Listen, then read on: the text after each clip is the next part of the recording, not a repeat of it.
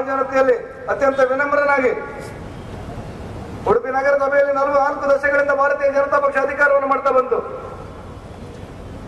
ನಮ್ಮ ಪಕ್ಷದ ಮೂಲಕ ಒಂದು ಕೆಲಸಗಳನ್ನು ನಾವು ಮಾಡಿದೆವು. ಪರಮ ಪೂಜ್ಯರಾಗಿರುವಂತಹ ಡಾಕ್ಟರ್ ವಿ ಎಸ್ ಆಚಾರ್ಯ ನೆನಪು, ಮಾರ್ಗದರ್ಶನ, ಅವರ ಅನುಭವಗಳನ್ನು ತೆಗೆದುಕೊಂಡು ಇಡೀ ರಾಷ್ಟ್ರಕ್ಕೆ ಮಾದರಿಯಾಗಿರುವಂತಹ ಉಡುಪಿ ನಗರಸಭೆಯಲ್ಲಿ ಆಡಳಿತ ಕೊಟ್ಟಿದ್ದೆ. ಸೇಂದಿ ತೆಗೆಯುವಂತಹ ಕುಟುಂಬದಲ್ಲಿ ಹುಟ್ಟಿ ಬಂದಿರುವಂತಹ ಹುಡುಗ ನಾನು. ಉಡುಪಿ ಜಿಲ್ಲೆಯ ಸಾಮಾನ್ಯ ಬೆಲ್ಲವ ಸಮಾಜಕ್ಕೆ ಸೇರಿದಂತಹ ಸಾಮಾನ್ಯ ಹುಡುಗ ನಾನು. ಒಂದು ಗ್ರಾಮ पंचायत सदस्यनागी, जिला पंचायत सदस्यनागी, तालुक पंचायत सदस्यनागी. हमारे देश में दो प्रकार की सोच है. एक सोच जो हमेशा राष्ट्र के लिए, राष्ट्र के निर्माण के लिए, राष्ट्र की सुरक्षा के लिए सोचती है, और एक दूसरी सोच जो इस राष्ट्र को कई टुकड़े में बांट के जातियों में, प्रदेशों में भी प्रखंडों में देखना चाहती है.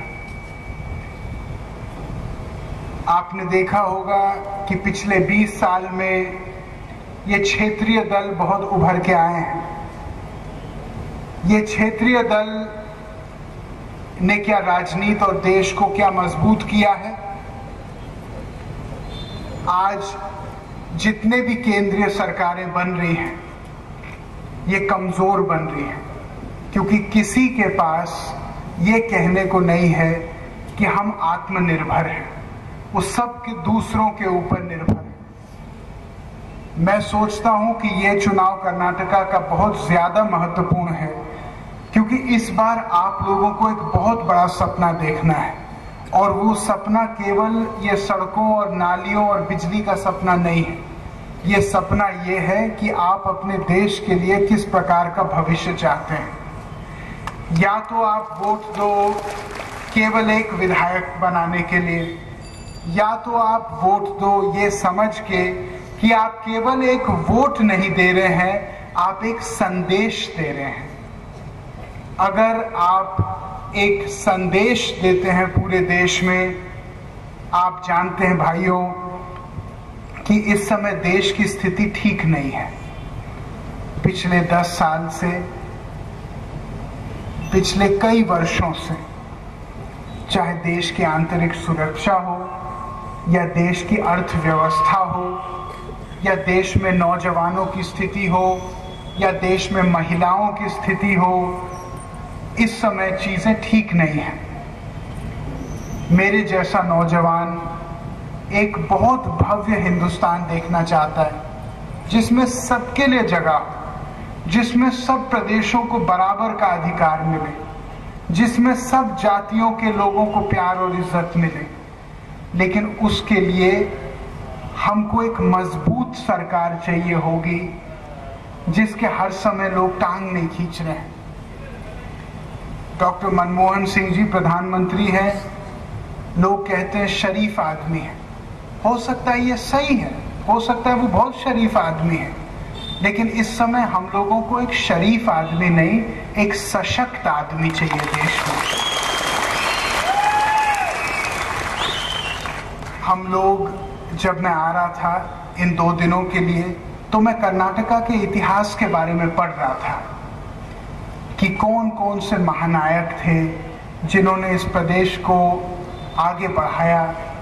और मैंने देखा कि इस प्रदेश में अगर सबसे बड़ी एक चीज है तो वो स्वाभिमान है.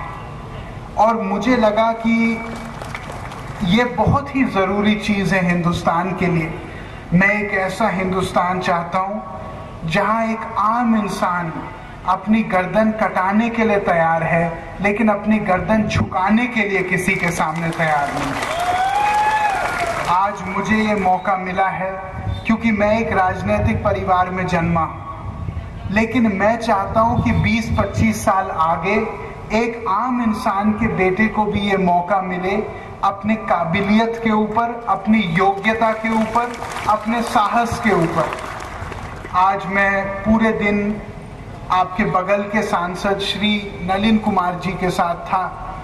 मुझे बहुत अच्छा लगा कि इस बार संसद में मैंने बहुत सारे लोगों को देखा जो किसी बहुत बड़े राजा महाराजा के बेटे नहीं हैं, लेकिन उनको उनकी योग्यता के ऊपर चुना गया और एक मौका दिया गया। भाइयों, हो सकता है कि किसी को मौका दिया जाएगा और वो असफल होगा, ये संभव है, लेकिन क्या इसका मतलब है कि देश का शासन, देश की व्यवस्था 10-20 लोगों के बीच ही रहे? मैं एक ऐसे हिंदुस्तान को देखना चाहता हूं जिसमें करोड़ों लोगों की बराबर की हिस्सेदारी रहे।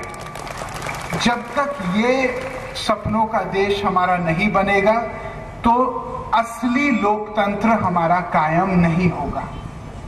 आज मैं आपसे ये कहने आया हूं कि आप लोग बहुत बड़ा सोचो, अपने लिए, अपने उडुपी के लिए, अपने प्रदेश के लिए, अपने देश के लिए।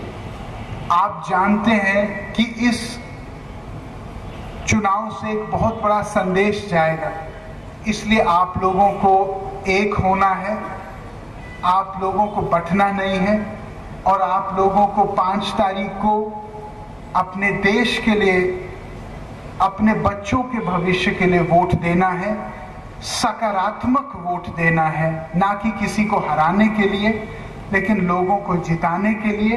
और दिल्ली में 6-8-10 महीने बाद एक मजबूत और स्थिर और राष्ट्रवादी सरकार बनाने के लिए, इतना ही मैं कहना चाहता हूं। जय कर्नाटका, जय हिंद। ಮಾಡ್ತಾ ಇದ್ದಾರೆ ಅವರಿಗೆ ಶಾಲು ಹೊದಿಸಿ ಸನ್ಮಾನ್ಯ ರಘುಪತಿ ಭಟ್ರು ಮತ್ತು ಸುಧಾಕರ್ ಶೆಟ್ಟರು ದಯವಿಟ್ಟು ತಮ್ಮೆಲ್ಲ ಎರಡು ಹಸ್ತವನ್ನ ಆಕಾಶದ ಪ್ರಜಾಪುರ ಬೋಲೋ ಭಾರತ್ ಮಾತಾ ಕಿ